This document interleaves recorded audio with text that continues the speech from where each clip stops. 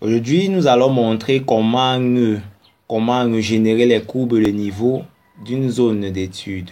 Préalablement, nous avons téléchargé sur le site USGS l'image STRM correspondant couvrant toute notre zone d'étude.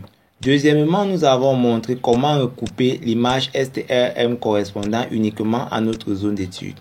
Alors, si vous n'avez pas suivi comment couper l'image STRM, suivez l'une de nos formations qui montre comment couper une image STRM propre à votre zone d'étude. Alors, pour générer ces courbes de niveau, vous partez dans Outputbox,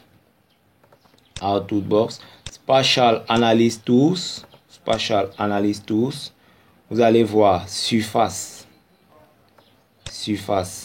Vous cliquez sur surface, vous allez voir contour.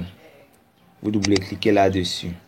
Contour, le tableau de dialogue vous demande insérer la donnée raster. C'est la donnée raster correspondant à notre zone d'étude.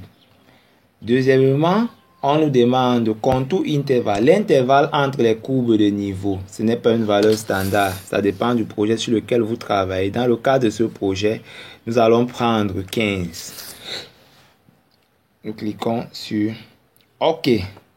Nous patientons. Pendant que, voilà les courbes de niveau de notre zone d'étude. Qui a été générée. Les courbes de niveau qui ont été générées. Maintenant, nous allons montrer comment insérer les valeurs d'altitude et interpréter ces courbes de niveau là. Voilà. Pour insérer les valeurs d'altitude, vous vous placez sur la couche correspondant à vos courbes de niveau. La couche correspondant à vos courbes de niveau, vous faites un clic droit, propriété.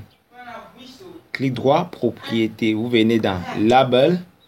Vous cliquez sur Label Feature in this layer. Vous insérez contour. Pourquoi contour? Si vous ouvrez votre table attributaire, vous allez constater que les valeurs d'altitude sont contenues dans contour. Ce sont ces valeurs d'altitude que nous voulons les afficher. Alors, nous nous plaçons là sur cette couche. Propriété, on refait ce qu'on faisait tout à l'heure. Label feature in this layer. Nous déroulons. Nous prenons contour parce que c'est contour, le champ contour dans la table attributaire qui contient les valeurs d'altitude. Nous pouvons augmenter ces valeurs d'altitude, de la taille. Nous pouvons changer la police. Tout ça, c'est à votre guise. Vous cliquez sur Appliquer. OK. Là, vous constatez que les valeurs d'altitude ont apparu sur vos courbes de niveau. Les valeurs d'altitude ont apparu sur les courbes de niveau. Alors, si nous voulons maintenant interpréter, comment se passe l'interprétation des courbes de niveau?